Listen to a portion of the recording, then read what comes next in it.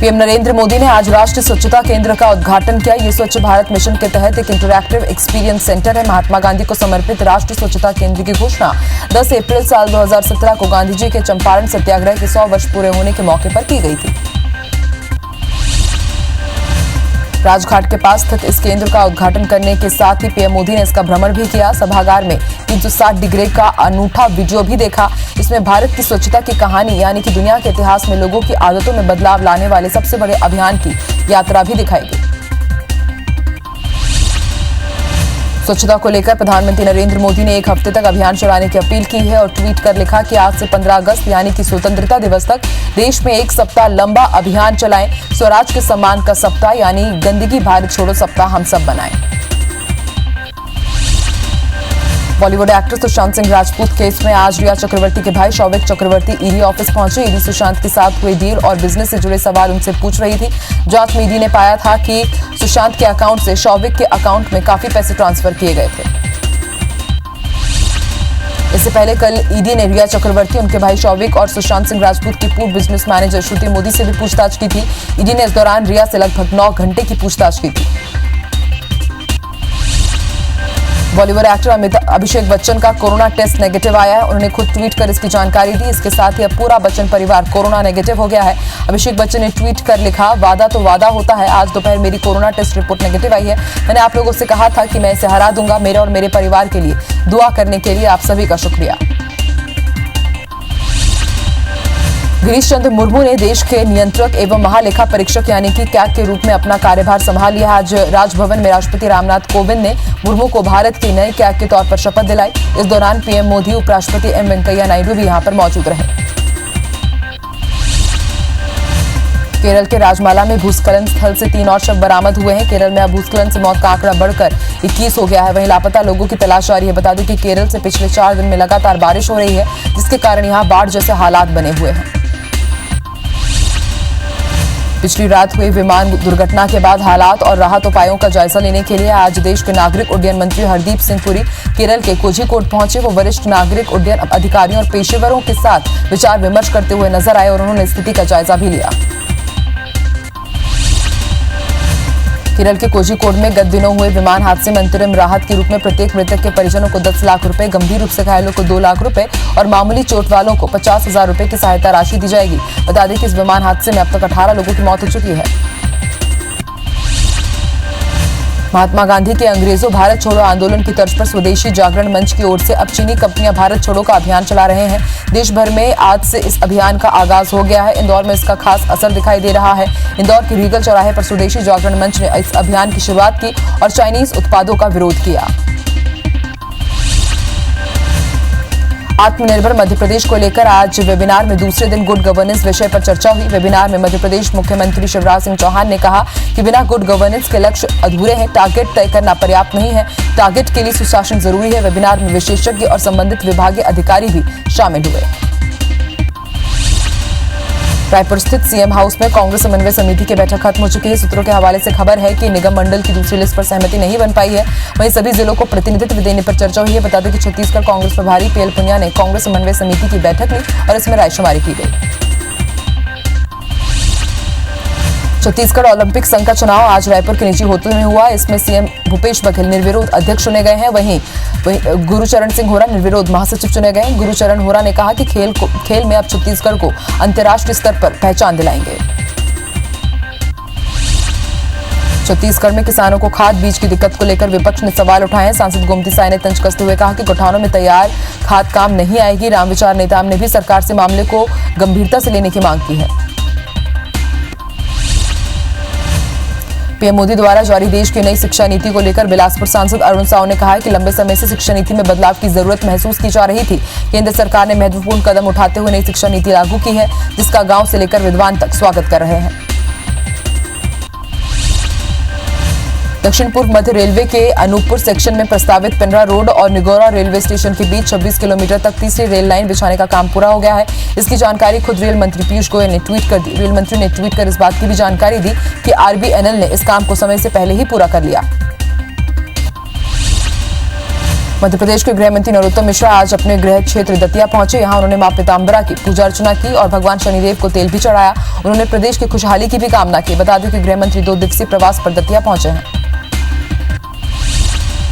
मध्य प्रदेश की शिवराज सरकार ने स्वतंत्रता दिवस पर प्रदेश की जेलों में आजीवन कारावास की सजा काट रहे 244 बंदियों को रिहा करने का निर्णय लिया है। गृह एवं जेल मंत्री डॉक्टर नरोत्तम मिश्रा के मुताबिक इनमें 1 महिला और 243 पुरुष बंदी शामिल है। रिहा होने वाले बंदी अब तक 14 साल से लेकर 20 साल तक का कारावास काट चुके हैं। बंदियों को बेहतर आचरण और कार्य व्यवहार को देखते हुए रिहा किया जा रहा है। कल विश्व आदिवासी दिवस पर मध्य प्रदेश के पूर्व सीएम कमलनाथ भोपाल में वर्चुअल सभा करेंगे। इस सभा के जरिए पूर्व मुख्यमंत्री कमलनाथ वनवासियों और आदिवासियों से संवाद करेंगे। आदिवासियों के हित में पूर्व कांग्रेस सरकार की योजनाओं के बारे में भी वो बताएंगे। मध्य प्रदेश में पूर्व कमलनाथ सरकार के आखिरी के 6 महीने के फैसलों की समीक्षा का कांग्रेस ने विरोध किया है। कांग्रेस ने कहा कि बीजेपी सरकार दुर्भावनापूर्ण काम कर रही है। बीजेपी ने पूर्व कांग्रेस सरकार के जनहितैषी फैसलों को पलटा है। 9 अगस्त को यूथ कांग्रेस अपने 60वें स्थापना दिवस के मौके पर मोदी सरकार के खिलाफ बड़ा हल्ला बोलने जा रही है। प्रदेश युवा कांग्रेस के अध्यक्ष और विधायक कुणाल चौधरी ने बताया कि यूथ कांग्रेस पूरे देश में छाई बेरोजगारी को लेकर मोदी सरकार के खिलाफ प्रदर्शन करेगी। जशपुर के कुनकुरी में लोगों में बिजली विभाग के प्रति जमकर आक्रोश है। उन्हें 3-4 महीने का बिल एक साथ थमाया जा रहा है। वहीं बिल की रकम भी बहुत ज्यादा है। इस मामले में चीफ इंजीनियर ने अपनी गलती मानते हुए संसदीय सचिव यूडी मिंज के सामने हाथ जोड़कर माफी मांगी। उन्होंने तत्काल शिविर लगाकर ग्रामीणों को राहत देने की बात भी कही। संसदीय सचिव यूडी मिंज ने पत्थलगांव के कोदबा, फरसाबहार, तपकरा और कुनकुरी क्षेत्र का दौरा किया। इस दौरान संसदीय सचिव ने इलाकों की समस्याओं को जल्द ही दूर करने के निर्देश दिए। सरकार की योजना के अनुसार बिजली बिल हाफ का लाभ दिलाने के लिए बिजली विभाग अब गांव-गांव में समाधान शिविरों का आयोजन करेगा। दुर्ग जिले के किसान बिजली संकट से जूझ रहे हैं। सावन में अल्प बारिश होने के कारण किसानों को सिंचाई की जरूरत पड़ रही है, लेकिन लो वोल्टेज और बिजली बंद होने की शिकायत के चलते सिंचाई नहीं हो पा रही है। इसी बात के चलते साजा, दुर्ग ग्रामीण और अहिवारा के किसानों ने CSPDCL के ईडी ऑफिस का घेराव किया। ईडी ने किसानों को 3 दिनों के अंदर 15 घंटे तक बिजली मुहैया कराने का आश्वासन दिया है। छत्तीसगढ़ में स्कूल शिक्षा विभाग ने सभी जिलों के कलेक्टरों को एक पत्र लिखा है। इस पत्र में शिक्षकों की अन्य कार्यों में ड्यूटी नहीं लगाने के निर्देश दिए गए हैं। इसके अलावा घर से ही पढ़ाने वाले शिक्षकों के प्रयासों को सराहा है। धमतरी में प्रशासनिक अफसरों की लापरवाही के चलते रोका छेका अभियान फेल साबित होता दिख रहा है। सड़कों में दिन भर मवेशी घूमते नजर आते हैं, जिसके चलते लोगों को दुर्घटना का भी शिकार होना पड़ रहा है। धमतरी में योजना शुरू होने के बाद शहर के अलग अलग हिस्सों और नेशनल हाईवे में मवेशियों का झुंड बैठे या फिर घूमते हुए दिखते हैं। बैतूल में शिक्षा विभाग की बड़ी लापरवाही सामने आई है। भीमपुर ब्लॉक में ट्रैक्टर ट्रॉली से पाठ्यपुस्तक निगम सरकारी स्कूलों में बांटने के लिए पहुंचाई जा रही थी, वो भी खुले ट्रैक्टर में। ट्रैक्टर के ड्राइवर ने नदी से गाड़ी निकालने की कोशिश की, लेकिन अचानक नदी में पानी बढ़ गया और ट्रैक्टर ट्रॉली नदी में फंस गई और देखते ही देखते सारी किताबें पानी में बह गई। स्वास्थ्य विभाग ने सीएमएचओ को पत्र जारी कर कोरोना मरीजों को लेकर निर्देश जारी किए हैं। इस पत्र में कहा गया है कि निजी अस्पतालों में कोरोना का इलाज करा रहे मरीजों को जरूरत होने पर ही सरकारी अस्पताल में रेफर करें। साथ ही ये भी कहा गया है कि मरीज को रेफर करने के दौरान एक डॉक्टर भी साथ में भेजा जाए। ग्वालियर के डिस्ट्रिक्ट स्पेशल ब्रांच के प्रभारी के एक पत्र से पुलिस महकमे में हड़कंप मच गया, जिसमें गणेश उत्सव पर शहर में माहौल बिगड़ने की आशंका जाहिर की गई। ये पत्र एसडीबी प्रभारी ने एसपी को बिना बताए ही जारी कर दिया। इस लापरवाही पर एसपी अमित सांघी ने कारण बताओ नोटिस जारी किया है और उन्हें डीएसपी प्रभारी के पद से हटा भी दिया है। इंदौर में all India motor transport Congress ने 3 दिनों तक यातायात सेवाएं बंद रखने की घोषणा की है। इस संघ ने 4 सूत्रीय मांग को लेकर 10 से 12 अगस्त तक सेवाएं बंद रखने की घोषणा की। इस दौरान प्रदेश में कमर्शियल वाहनों की आवाजाही नहीं हो पाएगी। कोरोना संकट के दौरान नेताजी सुभाष चंद्र बोस मेडिकल कॉलेज के 122 इंटर्न डॉक्टर्स हड़ताल पर चले गए हैं। इंटर्न डॉक्टर्स का कहना है कि मरीजों के इलाज के दौरान ग्लव्स, मास्क, पीपीई किट और सैनिटाइजर नहीं दिया जा रहा है। उन्हें जान जोखिम में डालकर इलाज करना पड़ रहा है। बालाघाट के लाड़बर्रा वन परिक्षेत्र के रेंजर की कारगुजारियों के चलते वनग्राम चिखलाबड्डी के बैगा आदिवासी परेशान हैं। बैगा आदिवासियों ने अपनी समस्याओं को लेकर पूर्व कृषि मंत्री गौरीशंकर बिसेन के आवास पहुंचकर उनसे शिकायत की। रेंजर जय कुमार डेहरिया को हटाने की मांग भी की गई है। बुरहानपुर के पातौंडा गांव में मनरेगा की मजदूरी नहीं मिलने पर नाराज मजदूरों ने पंचायत का घेराव किया। उनका आरोप है कि रोजगार गारंटी के तहत पिछले 6 महीने से काम कर रहे हैं, लेकिन आज तक भुगतान नहीं हुआ है, जिससे परिवार का भरण पोषण करना भी उनके लिए मुश्किल हो रहा है। कोंडागांव एसपी सिद्धार्थ तिवारी 8 अगस्त को थाना विश्रामपुरी परिसर में जनचौपाल लगाकर लोगों की समस्याओं से रूबरू हुए। इसमें वो मामले जिनका निराकरण नहीं हो पा रहा था या लंबित था, उसका एसपी ने समाधान किया। वहीं कुछ प्रकरणों में थाना प्रभारी को जल्द कार्रवाई के निर्देश दिए गए। इंदौर में पुलिस अब सालों से पेंडिंग मामलों में अब एक अभियान चलाने वाली है। इस अभियान में पुलिस एक मर्ग डायरी बनाएगी जिसमें संदिग्ध मौत, दुर्घटना से मौत और हाई प्रोफाइल मामलों को शामिल किया जाएगा। इसमें पुलिस अभी तक किसी नतीजे पर नहीं पहुंच पाई है। इसमें अंधे कत्ल के मामलों को भी नोट किया जाएगा। इनकी स्टेटस रिपोर्ट बनाकर डीआईजी के सामने पेश किया जाएगा। बैतूल के सरकारी स्कूल में बांटी जाने वाली किताबों के ताप्ती नदी में बहने के मामले में डीपीसी का बयान सामने आया है। डीपीसी का कहना है कि किताबों की जांच कराई गई है। जितनी मात्रा में किताबें दी गई थी वहां पर उतनी संख्या में उपलब्ध मिली है। किसी भी तरह से किताबों के बह जाने का मामला सामने नहीं आया है। विदिशा में समर्थन मूल्य पर खरीदा गया 1,36,000 क्विंटल गेहूं गोदाम में सड़ चुका है, जिसमें से 17,000 क्विंटल गेहूं तो मवेशियों के खाने लायक भी नहीं है, जिसे 521 रुपए से 571 रुपए क्विंटल बेचा जा रहा है, जिस पर कांग्रेस विधायक ने सवाल उठाए हैं। लेजर सेलिंग में देश के लिए कांस्य पदक जीतने वाली हर्षिता तोमर इन दिनों अपने गांव में पिता के साथ खेती में हाथ बटा रही है। कोरोना वायरस की वजह से वो अपने गांव आई हैं। उन्होंने कहा कि खेती में काम करने से शारीरिक व्यायाम का काम भी पूरा हो जाता है और डाइट भी अच्छी हो जाती है। ताजी हरी सब्जी और फल भी मिल जाते हैं। भोपाल में रक्षाबंधन के बाद बाजारों में अब जन्माष्टमी का रंग छाने लगा है, लेकिन कोरोना काल का ग्रहण बाजारों पर ऐसा पड़ा है कि रंग में भंग हो गया है। दुकानदारों ने लड्डू गोपाल की मूर्तियां तो सजा ली है, राधा कृष्ण के रंग बिरंगे पोशाक भी बिकने के लिए तैयार हो गए हैं, लेकिन कोरोना की वजह से लोग खरीदारी करने से परहेज कर रहे हैं। बैतूल जिले में देर रात 2 दुकानों में भीषण आग लगने से लाखों का सामान जलकर खाक हो गया। घटना बैतूल कोतवाली थाना क्षेत्र के खेड़ी सावलीगढ़ गांव का है। देर रात करीब बस स्टैंड के पास कपड़ा दुकान और मोबाइल शॉप में अचानक आग लग गई। थोड़ी देर में दोनों दुकानों में रखे सामान जलकर खाक हो गया। आगजनी में दोनों दुकानों के मालिकों को 12 लाख रुपए का नुकसान हुआ है। रायपुर में कोरोना से टीचर की मौत के बाद अब शिक्षक संघ और सरकार आमने सामने है। शिक्षकों ने सरकार की समुदाय कक्षा योजना का विरोध किया है। संघ ने योजना को जबरन थोपने वाली इसे नीति बताया है। सरकार समुदाय कक्षा योजना को 15 अगस्त को लॉन्च करने जा रही है। कोरबा में जहरीली शराब पीने से 2 लोगों की मौत हो गई। पूरा मामला कोरबा के बांकी मोगरा थाने के बल्की खार गांव का है, जहां महुआ शराब पीने से 2 लोगों की मौत हो गई। घटना की जानकारी मिलते ही पुलिस की टीम मौके पर पहुंची, मामले की जांच में जुटी है।